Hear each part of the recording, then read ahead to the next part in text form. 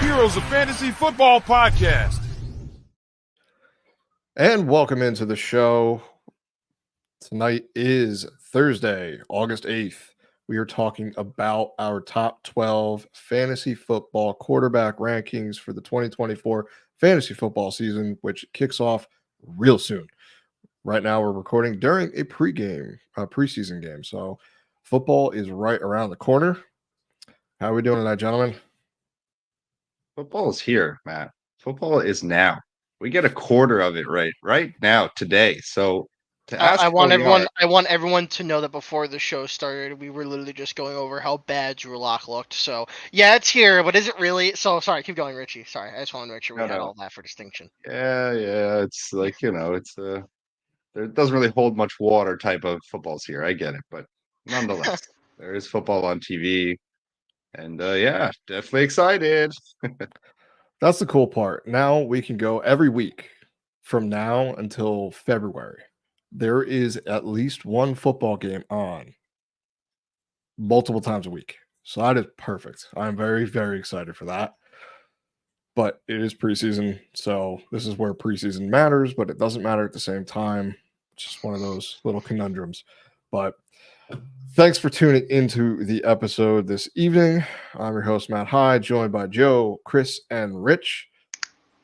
We're going to do all those top 12 quarterback rankings. So we're just going to dive right in because there's a lot to talk about. I'll post our rankings on our X account. So you can follow our show on X at the Heroes FF.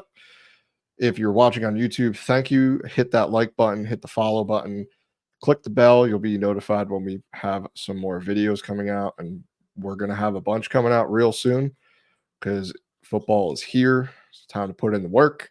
You can also follow us on Apple Podcasts, Spotify, Stitcher, basically anywhere you can get podcasts, we're there. So it would be really beneficial to us and helpful if you guys can leave a comment and review. Really helps us out. We want to bring out some more content for you. So it's just another way to support the show. So without further ado, gentlemen, we are going to do this counting down from 12 to 1. So our quarterback 12 on the 2024 season is none other than Trevor Lawrence on the Jacksonville Jaguars. I seem to be the high guy, which I didn't expect to be. So I have him at 10. We got Rich at 14. Joe has him at 11. And Chris has him at 12. Now, he did lose Calvin Ridley. He got Brian Thomas Jr., who I know Joe and myself are pretty excited for. And they signed Gabe Davis. What do you guys think of Trevor Lawrence for the 2024 season? Yeah, I'll go first. I'm expecting. I wouldn't say like a super resurgence, so to speak. I'm not expecting somebody to come in and like take the league by storm and put up insane numbers as I put him at QB 12. I'm expecting a guy, he's going to be good. I feel as if I'm hoping the loss of Calvin Ridley, the addition of the rookie and Gabe Davis, with Christian Kirk still there, Evan Ingram still there, Travis Etienne still there. I'm hoping there is some sort of solid unity within that offense that can possibly service Trevor Lawrence to actually get to where I believe he probably should be. Do I think that there's a chance that he could get above QB 12? I think so. I feel like a lot of people would have imagined him to be above there right now in this time of his career, but that's not where we're at the moment. So I have a feeling that he will emerge somewhere around this ranking. That will be a good like kind of first step. And my hope is that the next year or the year after, with this sort of finally year of just stability, that he will be able to eventually take over. Maybe next year, breaking the top 7, top 5. Who knows? Really, it's gonna. He's definitely very volatile. And I'm excited to see what he does. What do you think, Joe? Yeah, I'm right in the middle of those rankings. I think he's a top 12 quarterback. I mean, if you look at his 2023 finish, he finished the quarterback 13 through weeks 1 through 18, which is our typical fantasy season. So I think he's going to stay pretty consistent he's going to be a top end quarterback, but not top 5. So in my top 12, not my top 5. Happy to have him because he's a guy you can get later in a draft. So if you don't want any of those elite quarterback guys and you want to get your skill players first and go quarterback later, he's a guy to target in those later rounds. Rich, What? thoughts?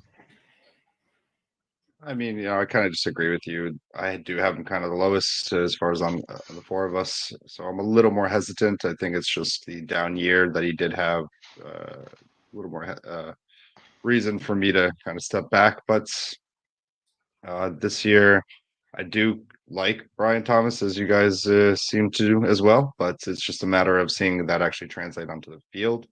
For now, I mean, it's just a wait and see approach, and that's why I'm a little more hesitant. So that's why I'm just having him on the outside of the top 12.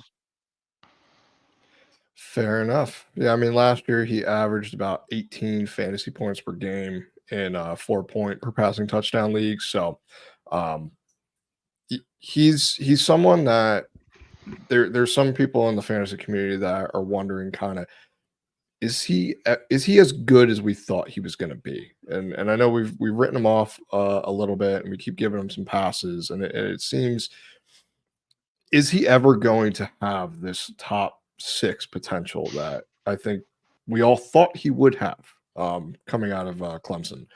And to that answer, I don't think so. It doesn't seem like he's ever going to hit.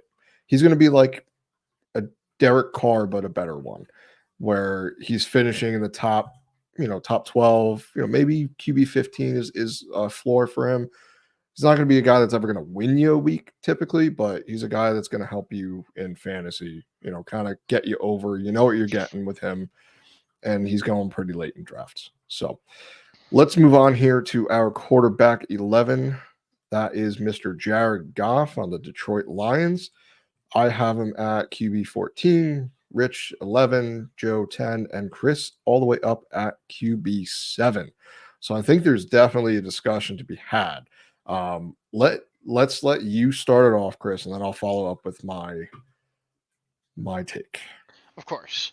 I'll start with where Jared Goff ended last season, which is QB number 7. So I already got the basis there. I have the deal that the Lions struck, so he's there for at least a little bit. They're clearly very confident, and he's throwing to the likes of Amon-Ra St. Brown, Sam Laporta, Jameson Williams. We all know that Jahmyr Gibbs can catch a ball. I like him a lot.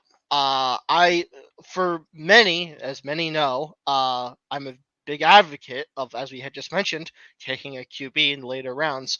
This is one of my target QBs. You can probably get him round 7, round 8, and that will win you a league randomly for no reason at all, because you didn't need to waste a pick on some elite QB. Obviously, you take it as you go. Like if you get, some guy in the 3rd round that's super elite, go for it. But truthfully, I don't see a reason why he doesn't finish around in that margin. I don't think he'll end up outside the top 12.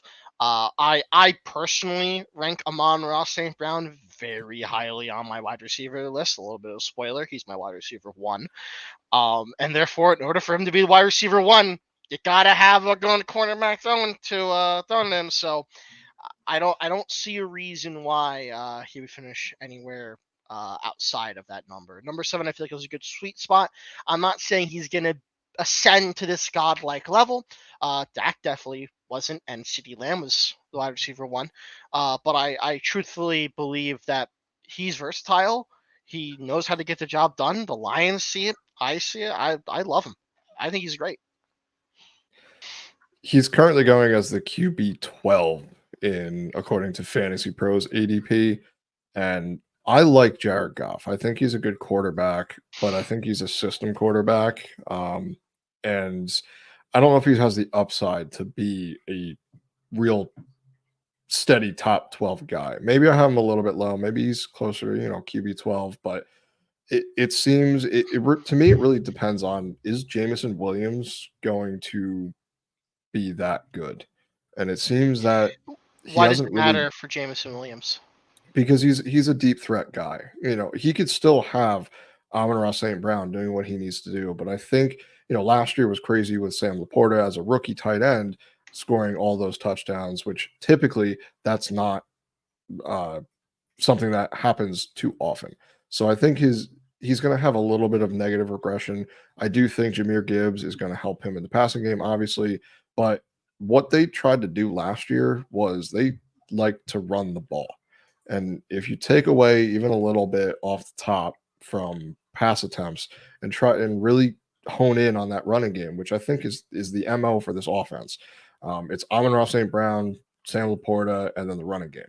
Everyone else is kind of like ancillary pieces, but at the same time, it's also something that could limit his upside, which is why I like taking him in 2 quarterback leagues. In fact, I love taking him in 2 quarterback leagues because of where he's going, but it's also something I'm shooting for upside, and I don't know if he has the upside to be a top 8 quarterback, a top 6 quarterback, which, whenever you're drafting these guys, if you draft someone at the QB 12 and you're kind of hoping for a little bit more.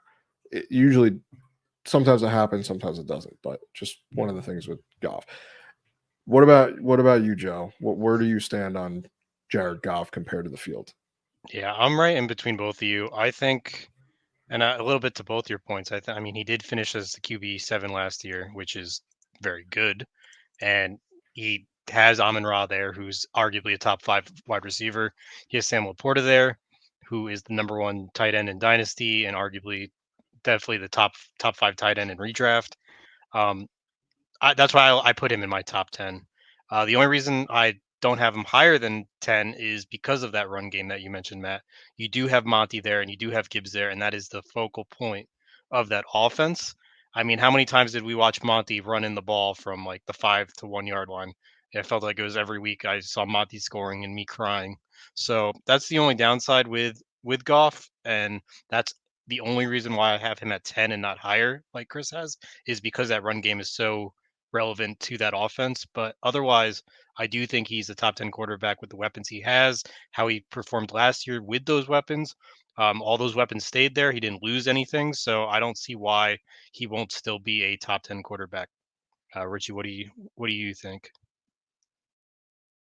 Yeah, no, I'm thinking the same as you. I have him ranked as the 11th on my list. So um, just comes down to the fact that I think he's a great pocket passer who has weapons that we're all just discussed. Amon-Ra, Jahmyr Gibbs, and Sam Laporta. Those are 3 heavy hitters at their position, and all can catch the ball quite well. So yeah, so really it just comes down to that. It's those guys that really emphasis Jared Goff's game, and with the schedule that he has, I think that it's easy for me to think of him as a back of the top 10 type of guy. All right. Can I good talk about stuff. this next guy, Matt? Go for it. Let's do it. So our next consensus quarterback is Jordan Love God. at quarterback 10. Matt has him at 8. I also have him at 8. Chris has him at 6. Richie has him at 15. I don't know if Richie realizes this, but he has Dontavian Wicks on his team.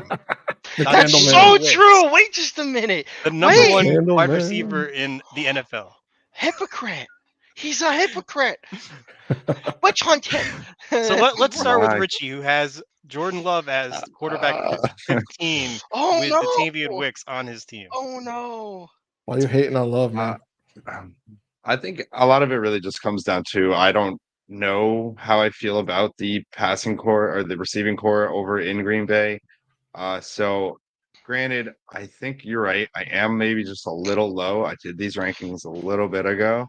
So maybe I need to revisit it as of late. But I know that I have just a lot of hesitation when it comes to who's catching the ball and kind of what's going to come from it. So I know Jordan Love is great, but yeah, it's just a little bit of that. Maybe if he can uptake in his rushing ability too, or maybe I'm just a little more hesitant on that as well. So I don't know, just a little bit backing off until Looking at last season, he finished as a QB5, which is awesome.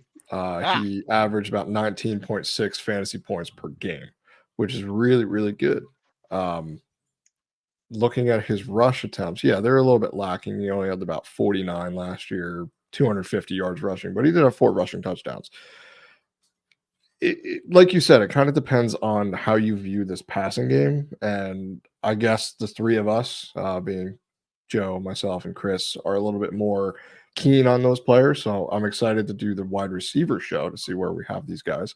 Because I think we might all have a different wide receiver one potentially from this team. So Jordan Love, I mean, there's not much to like. I thought I was going to be the high guy on him. So I want to hear from Chris.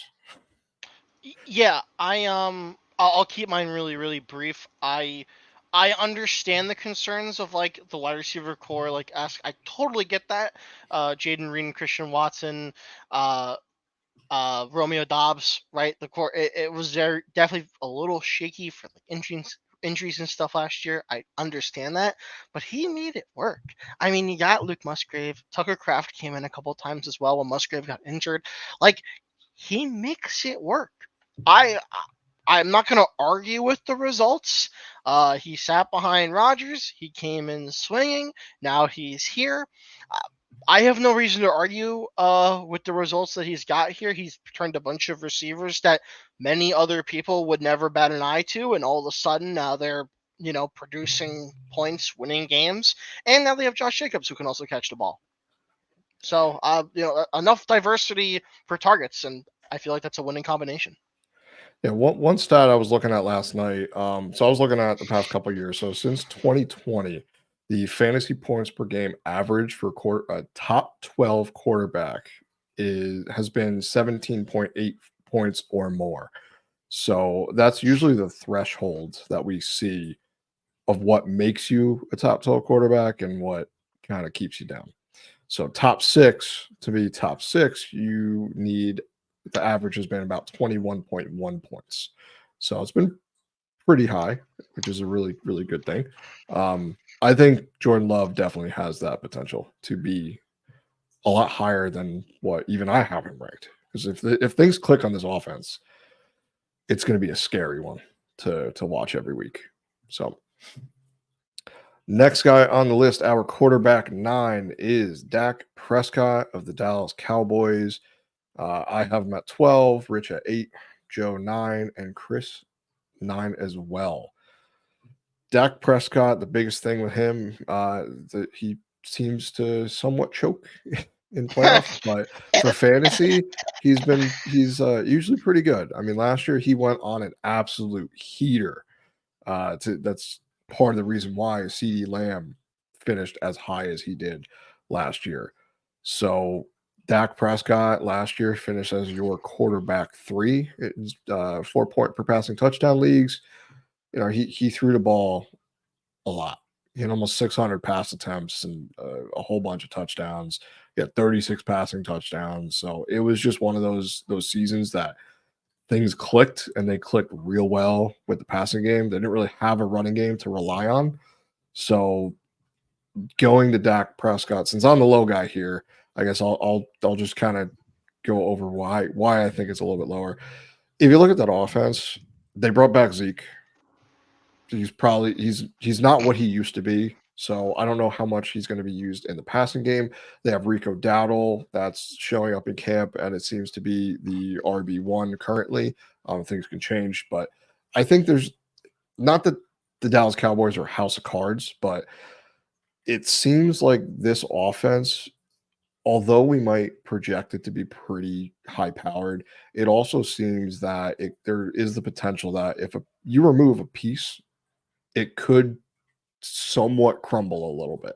So I know CeeDee Lamb is going to be great. I think we all have him either 1 or 2 in our rankings, but everyone else, I don't know if it really makes that much sense after him. Jake Ferguson, pretty good touchdown tight end, but everyone else, like I just don't know what to expect. So what do you guys think about that? Like, am I too low? I think you are. And you kind of touched on it. Like, their run game is pretty terrible. Pollard sucked last year, and that's why he's not on the team anymore. And they brought back Zeke, who didn't do too crazy things last year either. So they're going to be throwing the ball. Even if it's not winning games, throwing the ball equals fantasy points for the quarterback, which equals a top finish. I mean, look at him last year. Dak finished as the QB3. I mean, how do you have him go from 3 to 12 when the team really didn't change too much? You still got CD there. You still have Mr. Ferguson there. Even Soonmaker. You got Cooks. Um, I think Dak's going to have a good season again. I don't have him at quarterback 3 like he finished last year.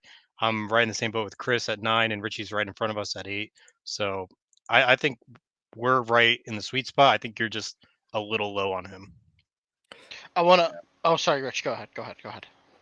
I was just going to say, no, I think it's just that's it. They figured out last year the passing attack is what worked more so than the rushing game. So, granted, you do need some rushing to kind of open yourself up in the passing game, but of course, yeah, with CD Lamb and Jake Ferguson and Brandon Cooks, I really think that Dak can definitely be a real threat as far as just overall quarterback play, and they complement themselves well over there. So overall, no, I think that there's going to tune in more to that passing attack this season, playoff Yeah, last year. I just want to say I want to make this very painfully clear, right? As I have him at 9. I don't disagree with you putting him at 12 to a certain extent. I get why you would doubt it to a certain extent. It does seem like a glass cannon to a certain extent. I understand the thought process behind it. It's hard for me to go too much lower, obviously, with him being QB3 and CD Lamb being the wide receiver 1 last year, knowing that he's going to throw the ball a bunch, right? That's tough for me to do to go any lower. It's tough to evaluate where they're going right now, but as long as Dak can throw the ball, which seems to, like Joe said, going to be the name of the game, I think that's kind of where we're going to be. I mean, that's why I feel like he might actually finish around there. I'm pretty confident that, like, I don't think CD Lamb will end up as the wide receiver 1. I think Dak Prescott will end up as around the 9 mark, 10, 8, something around that number. But yeah, I get why you think it's a little volatile. I can understand that. With Right that now, being he's going as said, the QB8 in ADP.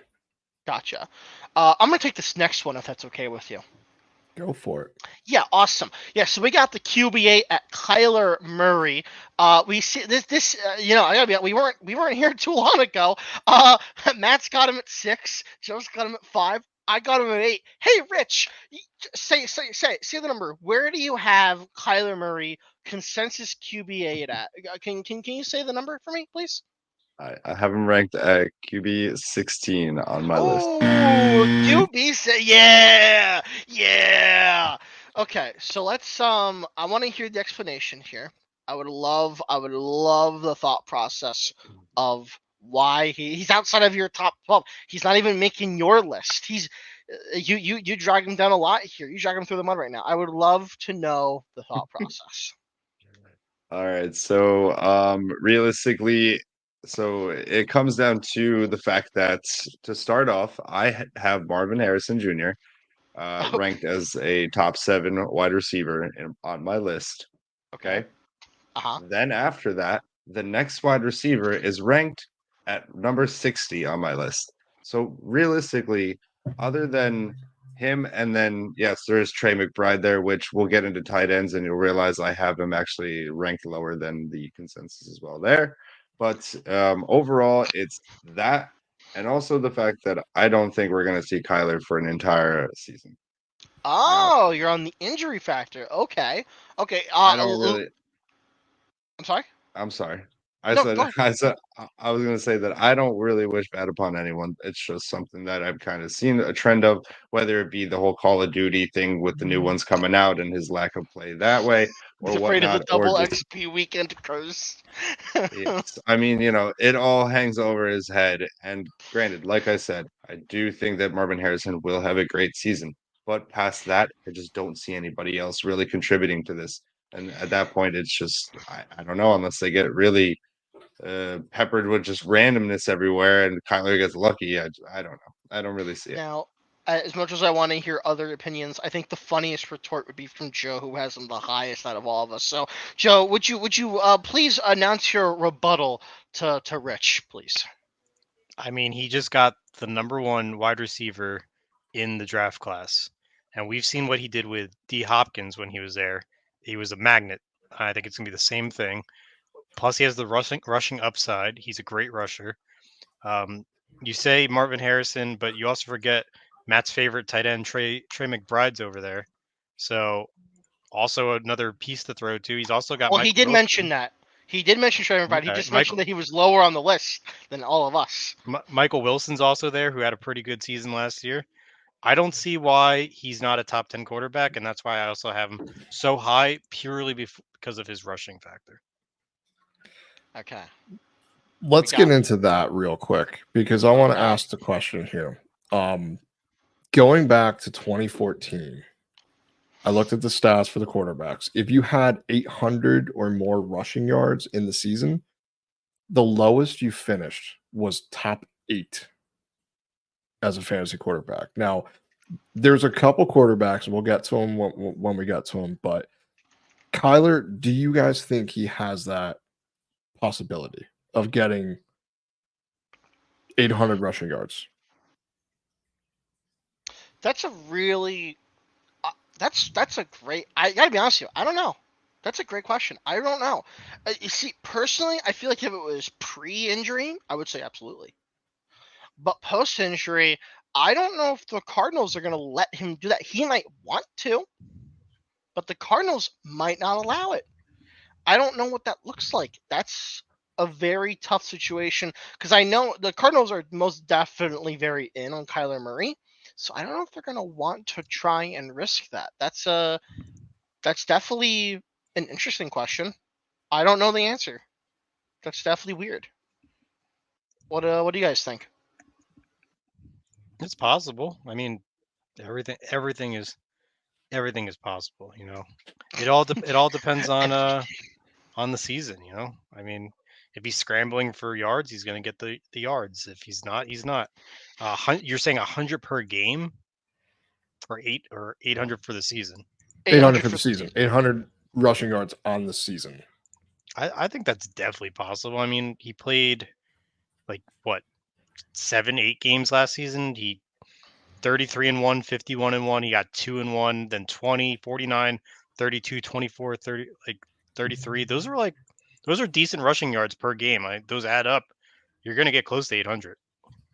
He hasn't had 800 rushing yards since his rookie season. Yeah, I just looked at his in his 8 games, his 17 game pace would be 515 rushing yards. But another thing I wanted to bring up just before we go too crazy. I love how smug you were.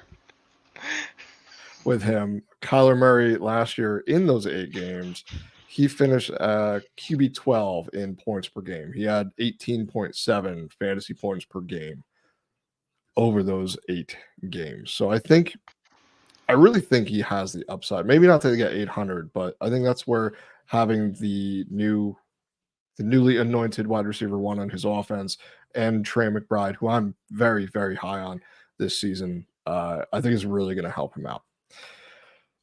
So speaking of upside. Oh, God. Y'all knew it was coming. Get ready. Buckle up. Here we go. Anthony Richardson of the Indianapolis Colts comes in at our QB7 consensus. I obviously have him pretty high. I am at my quarterback 5.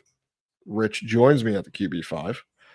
And then Joe and Chris are off on an island somewhere at the QB 15. So let's hear your case first. And then I want to let Joe go first because I feel like my thought process is going to be different than Joe's. Maybe we're going to see, but Joe, go ahead. I know you're a very big proponent on the, I think I did him fair. I think quarterback 15 is fine. Look at his last season. He played Jacksonville, did good. Played Houston, got hurt. Missed the game against Baltimore. Comes back, lights it up against the Rams. Sure. Plays against Tennessee, gets hurt, done for the season. That is all the games that I have to base this quarterback's ranking on. Is 4 games where 2 of them he got hurt in. None of the teams that he beat are honestly that good of defenses, in my opinion. and I don't The think Rams last year, they were pretty good. This 5 to 15 matters on simply one factor with Anthony Richardson. It's the one thing we've been talking ad nauseum all off season. That is health. Is the man gonna stay healthy? If he plays 16 games, top 5. If he doesn't, 15. I want to interject I with that thought. I also disagree. hold on. Let me just Oh, finish okay, my go ahead. thought. So ahead. that's what I'm basing it off of is the injury risk, but also he has Michael Pittman Jr., great player. He just lost Josh Downs. He has Adonai Mitchell, who's a rookie who could be good, and then he's got Kyle Granson. Like those aren't the best weapons for a rook. I still think of him as a rookie because he really didn't play a full season, a sophomore year. So that's my reasoning why I have him a little lower. I still think he has that upside, like you're saying, and that's why I have him at 15 above some of these other guys for redraft. But I'd rather take a proven quarterback that's going to get me consistent points rather than the shot in the dark that could light up or could do nothing or get hurt or all these unknowns. So The one thing with Anthony Richardson, now that this, I don't typically like doing this, but with his small sample size, we're going to do it just because it's a fun exercise. If you look at his 2 healthy games last year and project that out for a 17 game pace, he would have been the quarter QB1 in fantasy overall by over 20 points, which is insane. Now, I don't 2 think games, that's, Matt. I know, that's why I'm saying I don't think it's a good it's fun, but it's not really telling as much. But again, over those 2 games, if he can do 80% of that over the course of most of a season, you're talking about someone who has the QB1 upside. Now, I know a lot of that is based off of the rushing capability, which that's one of the reasons why we drafted him last year and why he was probably the first quarterback selected in Superflex rookie drafts last year because the dude can run. And I think it's I'm willing to take my shot that he stays healthy. Now, if I do take Anthony Richardson, I am going to take someone like a Jared Goff or maybe, someone lower down the list just to ensure that position. But it's someone I think is going to ball out this year because there's so much negativity on him. Can he stay healthy? We don't have that negativity with Lamar, and for years he couldn't stay healthy. But we're drafting him at high. I'd like to bring up one more point real quick. These 2 games that you talk about that he lit up and did well, there was no Jonathan Taylor. I think that takes a lot of those rushing touches that Anthony got in those 2 games from him. So I'm gonna just leave it at that. I wanna put my point in really fast, right? Now I understand that you guys might think this is a slightly unfair point, but I think the theory behind it makes sense. So I have him as QB 15 solely because I'm following the philosophy how I usually rank rookie quarterbacks, and unfortunately, Anthony Richardson currently in my mind qualifies as rookie quarterback. I Which is can't fair. I can't like quantify how good he is based on like 4 games, mostly because of how the competition actually works. Every single week you play a game, win or lose, every other team that's going to play against you is going to try to adapt to you, right? We've seen plenty of teams just fail completely because they have exactly one way of playing. Think about the Cowboys. I mean, they've been doing it for years. They run themselves into a wall. They're great. I've seen the meme where it's like, start of the season, we dem boys, everything is great. Oh my god, everything is hated. Season's over. You're out in the first round of playoffs. It happens every year. And this is the same thing, right? Where I'm more worried about the actual like whole cognitive unit of the offense. So I'm gonna compare this to all of our friends Daniel Jones. Oh In God, no! Please don't 2022, do that. Daniel Jones finishes the QB9 under a new offense, revolutionary, randomness happening. We used Saquon correctly. Everything was going great. We made it to the playoffs, and then the next year, what happened? Minimal changes. People adapted, and then everything just went back down to where it probably should have been. I'm not saying it's just going to happen to Anthony Richardson, but I'm not willing to rank him that high, knowing that possibility is very well there. I can't do it. It's too much of a risk. Sure, I could be wrong, and you're allowed to take that high volatile risk. I'm not going to blame you. I take risks in other places as well. But for the quarterback position, I just don't want to do that personally. Not saying that Anthony Richardson is as bad as Daniel Jones. I don't believe that. I think he's better than Daniel Jones. I'm just giving the comparison of numbers here, right? The stats, in a sense, right? You can see what angle I'm going at here. I just gotta say, y'all crazy. Let's move on here though before we get too heated. We got our quarterback 6. We're into the top 6 now. We got Mr. Joe Burrow. I am at QB 9. Rich and Joe at 7, and Chris at 11. So, Rich, I want to hear your case for Mr. Joe Cool. Well, as we know, Joe Burrow is elite, and he has elite weapons around him. I started this kind of more so with T. Higgins still kind of being there for the majority, if not the whole season, which does help his numbers, of course, having 2 great options there. But overall, I do think that we just get that bounce back season from Joe Burrow that we have not seen for a little bit now. I think finally the health of Joe Burrow is looking good, and we can leave the issues from last season in the past. And so I just think it's gonna the resurgence of him and Jamar. They're gonna click again, and we're gonna see what we saw back when Jamar was a freshman. Spoken like a true Burrow owner. A rookie. Yeah, maybe it's a little bit of favoritism. So we'll leave that there. Yeah, I'll kind of interject here. I obviously have him at the lowest at number 11 here. This isn't any hit on Joe Burrow. I'm mostly just worried about the return from the injury. I'm worried about perhaps some chemistry discourse around. Like, I know we all know that T. Higgins wanted out of the Bengals for a while there. That worries me a little bit. Mixon being gone. To get paid. That is true. Getting paid, yeah. He No, wants it's to get fair. paid. That's fair. That's fair. So yeah, there's a lot of discourse there that I'd be like slightly worried about. I don't think he's bad by any means necessary. I actually think that of all of my rankings that I've had,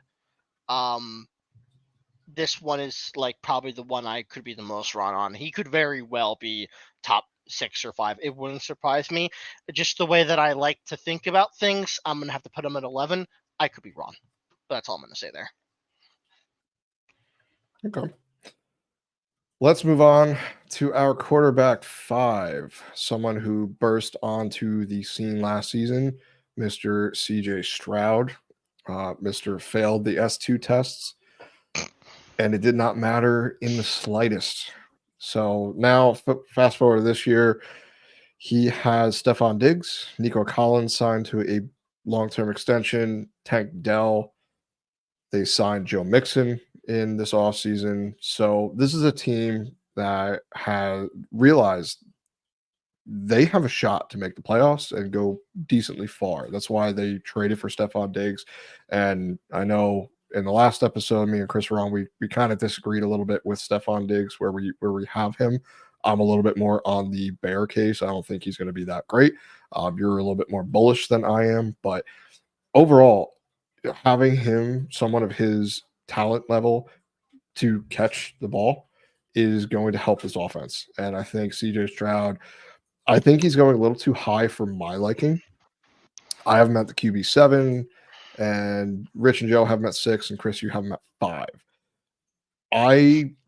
He doesn't really have that much rushing upside, which I think in fantasy, that's kind of what you need. If you don't have that rushing upside, you need to be the best pocket passer, a Tom Brady-esque where you're throwing for 35 plus touchdowns and like almost 5,000 yards, just because rushing quarterbacks are a cheat code in fantasy. And if you're not one of them, you need to make up somewhere else. And I think that's in the range of outcomes for him, but I don't know if I agree that he is going to hit that. And where you're drafting him at the quarterback 5, which is actually where we have ranked. But I think that's at his ceiling. I don't know if he can be a top 2, top 3 quarterback. Do you guys disagree with that? I don't at all. I mean, It should come into a surprise. I will not be drafting CJ Stroud in almost any single redraft league I come across because I don't take quarterbacks very early on. I obviously the really fantastic season is great, and that makes it a little hard to judge. I like to think he'll have a repeat of what he did, which is why I ranked him at number 5. But yeah, he's a little hard to judge because like I'm not used to Texans being good. Is that a valid reason of saying why? Is that a valid reason? I don't know. But yeah, I think he'll be good. I think the QB5 is definitely a good ceiling. I actually think he'll hit that mark. However, I understand if there is some question marks around if he can actually hit that area. I mean, well said there. Honestly, for me, it's just something that I'm waiting to kind of see if this is true, if this is, or if this is just something like that we saw as like a flash in the pan, kind of like Baker Mayfield's um, rookie season where he kind of came in, was pretty high, and then died out after that. I mean, yes, he's kind of been a little bit resurrected, but not the quarterback that I think everybody expected. So yeah, he's got the receiving core, but it's just yet to be seen if he's going to be able to, um, just do it again. We've only seen it 1 year out of him, so great. That was awesome. Let's see the repeat. All righty. So we're going to group the last 4 here because they're pretty much the consensus everywhere. So Jalen Hurts comes in at our quarterback 4, followed by Lamar Jackson at 3, Josh Allen at 2, and Patrick Mahomes makes his way to our quarterback 1 slot. Now, Josh Allen has been the quarterback 1 in back-to-back seasons with a lot of rushing upside and touchdowns. That team looks a little bit different now, sending away Gabe Davis and Stephon Diggs. So rookie wide receivers, second-year wide receiver, and Curtis Samuel. Which one of these guys? I know we all slightly differ on who is our quarterback 1. For example, I have Lamar Jackson at my 1. Rich has Josh Allen. Joe has Patrick Mahomes. And Chris, you also have Lamar Jackson. Is there anything you want to bring up with these guys at all? Because, I mean, there's really not too much. All these guys, I think, have obviously top 1 upside. I'm gonna say only one thing. I agree. All of them have top 1 upside. I see so much discourse on like Jalen Hurts or whatever not being in the category. I'm not saying this as a Jalen Hurts owner, right? In terms of that bias, I'm just saying, in like a realistic sense, I don't get why he wouldn't be a part of this top 4 conversation. I see a lot of people say, "Oh, he's not going to repeat or whatever." People said that last year. He did it again. It's a little confusing to me. I don't get where that's. I get the AJ Brown stuff happened, but it seems to be gone now. If there's anyone who likes to take quarterbacks early on and Jalen Hurts falls into your lap, for whatever reason, don't not take him and go against your strategy. Playing to your comforts is what I always like. In reality, is what will make you have the most fun. And if that's what you want, don't turn away from Hurts. But that's all I want to say. I see so much stuff all the time on like Twitter or whatever, and I'm like, I just don't get where that comes from. Besides the point. Moving on. All right. So I guess we all kind of know what those guys do because they do it every year pretty much. But I guess let's go real quick. Is there anybody outside of our consensus top 12 that you want to discuss really quick? So Chris, I think you had somebody. I do. Yeah, so I have exactly one player who did not make this top 12 list here. That was Tua. I have him ranked as on my list as QB number 10. I don't feel comfortable leaving out a quarterback throwing to Tyreek Hill and also Jalen Waddle. I know he's your favorite wide receiver, Matt. A little waddling boy. But yeah, no. I simply do not feel comfortable leaving him out at all. I think that I also think that he's good. I mean, he just got paid by the Dolphins. I once again another player I don't get the hate discourse on. Like I think he's serviceable. I don't think he's God, but I think he's just top 10. I don't see why he can't reach that. That's not saying he's insane. I don't know. That's all I'm gonna say about that. Oh yeah, I completely agree with that. I mean, I have him also highly ranked. He is, I think 9 or 10 for me as well, and Yep. it's really also just because I mean, Tyreek Hill and Jalen Waddle, I have them highly ranked. I think this is going to be an up year for them, and he secured the bag, so why not? Ball out this season. All right. Who? Joe, why don't you go? I only had one quarterback also that didn't make our consensus top 12. That it was in my top 12. And I know Richie also had him in his top 12. He actually had him at 10, so even higher than I did, and that's Brock Purdy. I don't see any reason why we should take him out. He finished as the quarterback 6 last year. Finished 19.2 average points per game. I don't see why that's not a top 12 quarterback in any sense. We do know Ayuk's probably on the move, but he also got Pearsall, who is looking to be great. He's still got Debo. He's still got Kittle. He just does very well in that system, and I think he's going to have another solid, consistent year. Okay. All Very right. nice. What Matt. about you, Rich? Oh, never. Okay, Rich. There it is. Never mind. I'll shut up. Yeah. So, my guy that I was left out on is Caleb Williams. I have him ranked at my QB 12, so right at the end there. You guys are definitely a little higher out. I see 15, 14, 20. So I am the lone wolf really at the top 12 speak there. And I think I'm just maybe a little rookie infatuated with Caleb and his play. I've seen the tape and I'm sold. So I think with the weapons around him, it's hard for me to think that he can't do it. So I know it's hard to really believe in the Chicago Bears, but that's why he's at the Are end they of my there? top 12.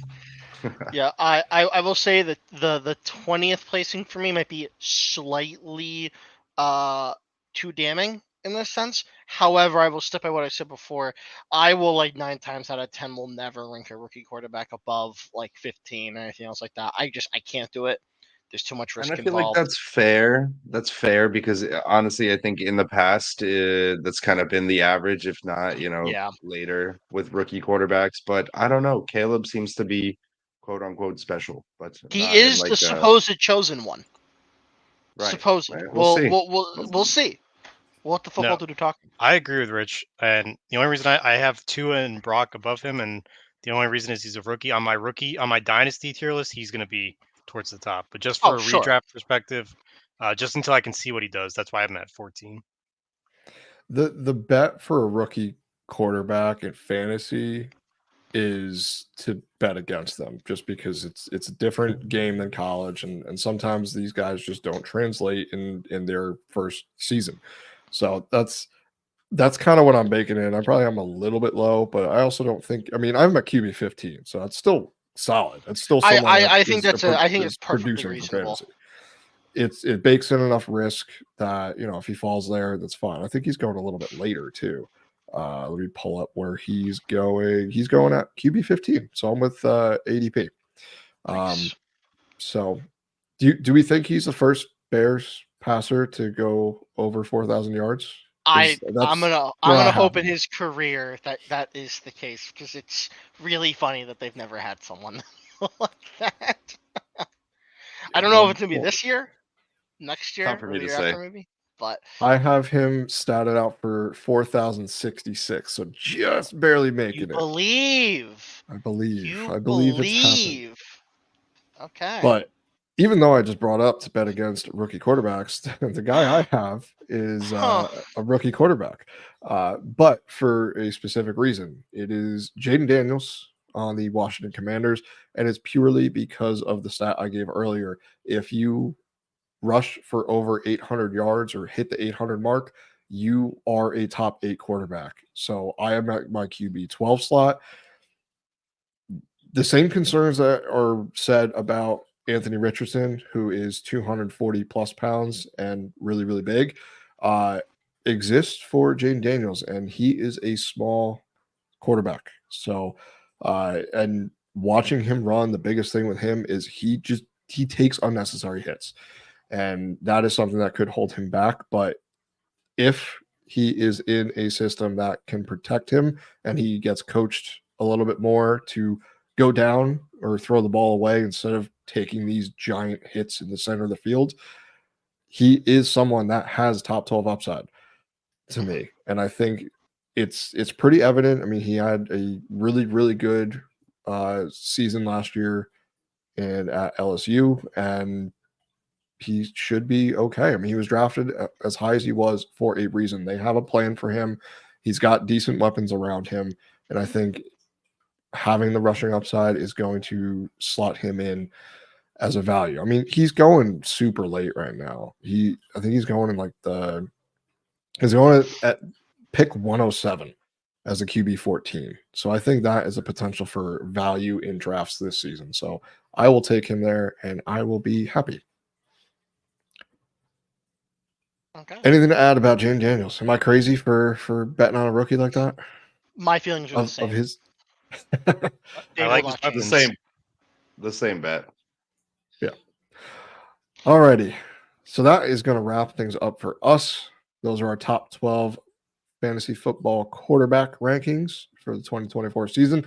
I will post those on our X account as well as where each one of us has those, so you can compare. Please like, share, subscribe. Leave us a comment on which quarterback you think finishes there, and maybe a guy that we didn't talk about tonight that you think might have top 12 upside, or which one of these guys is going to finish outside the top 12. Because every year there's a couple that are ranked there that just do not finish. So we will find out who those are. Hopefully it's none of the players we have. I would like every single person to put Derek Carr and then at Matt High, please. For just because it would be funny. I think if Don't do that we to all me. work I'm going to together, Disney next week. if we all work together, we can make Matt High insane. And that is truthfully the friends we made along the way. I'm looking right now. I actually have him higher than all of you guys. That's kind of disgraceful. You're a fraud. He's at 22, so you're literally not that crazy. He's at 22. I don't have him anywhere near the top 12. He's so high because you're hoping that he does enough for Chris Olave. I get it. I see you. Yes. I got you. Yes. Yeah. But I will be away visiting the Mouse in Florida next week. So these guys are going to hold down the fort. I think you guys are doing another top 12 at the position. I don't know which one, and we're going to find out together. Yeah. So we will see how that goes. But until next time, we will see you all later. So long. Thank you again for tuning in to another episode of the Heroes of Fantasy Football podcast. Follow us on Twitter at TheHeroesFF.